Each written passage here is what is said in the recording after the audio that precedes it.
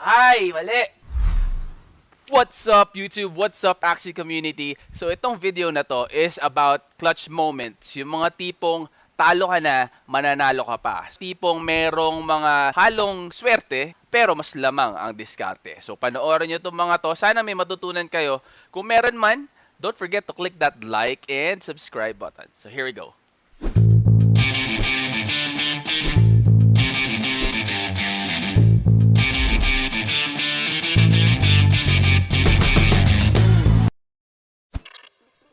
Ay, wala tayong jar. Wag, ano natin. Isang tira lang yan, oh. Samo. Diba? Oh. Kung tinodo natin dun sa... Tinodo natin sa beast kanina lahat-lahat. Patay na yung aqua natin. So ngayon, kahit pa paano may laban pa tayo. And may 4 pa tayo na tapos magsisigurado na yan. So hopefully enough tong tira natin na to para patayin siya.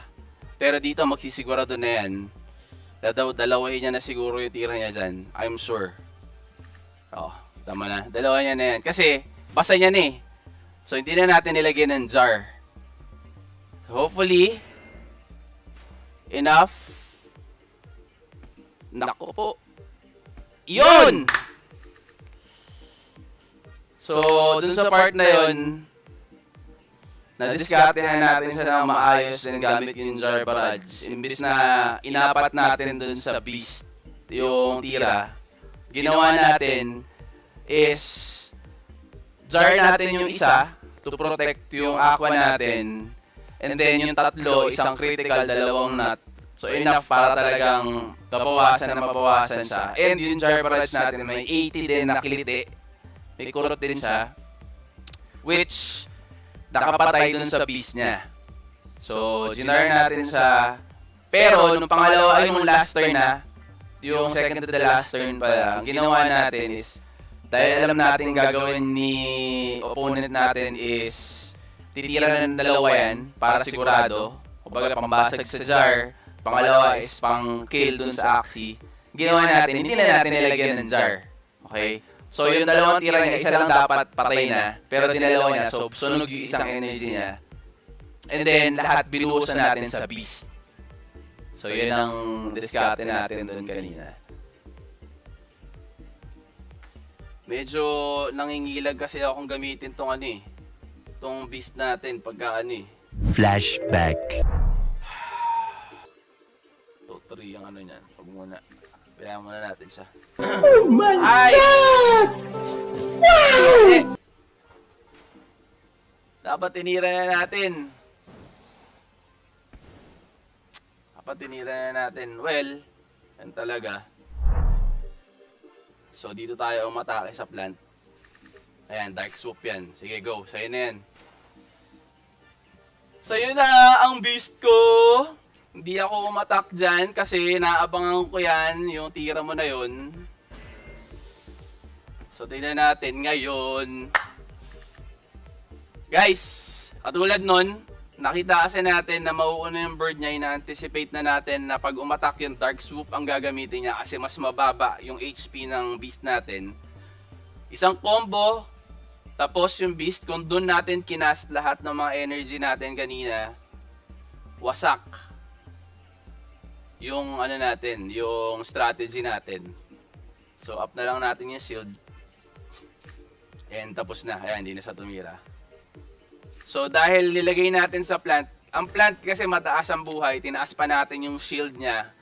And kasama pa yung damage na isang card niya. Ang bird, malakas yan sa backdoor, pero mababa ang buhay. So pag na-counter nyo or nagamit nyo ng tama yung team ninyo, may ano pa din yan, may pag-asa pa din. Kaya tulad nun, yung kanina, sabi ko nga sa inyo, namatay yung ano natin, yung plant, may mali tayong tira doon kanina, pero hindi naman yun yung deciding factor talaga dahil medyo maaga pa in-game yun. Ay yung mga, so naka-ano yan, naka-jar, sana enough para makasurvive. Yun, okay. So, meron pang ano, kahit pa paano. Ayan, stun. Buti na lang dun sa ano, Doon niya nilagay yung stand sa sa aqua natin. Okay, subukan natin na ano. Subukan natin kung aabot. Okay, so dalawa yung ginamit niya doon. Nagsigurado siya. Bang! Yes! Yes!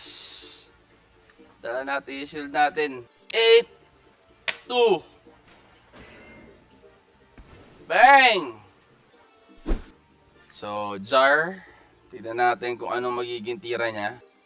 Jar lang natin. Sige, jar lang. Nag-up lang din siya ng shield, tsaka tira yan. Okay, nali yung una. Pangalawang tira, hindi siya enough para mamatay yung ano natin. Pag ito, nag-critical yung wala na tayong null eh. Ay, jar eh. Kung may jar tayo, mabubuhay pa yun eh. Hindi umabot. Shoot. Yan ang mga delikadong mga lagay. Tapos biglang 4 na cards. Doon ang tulog ng beast natin.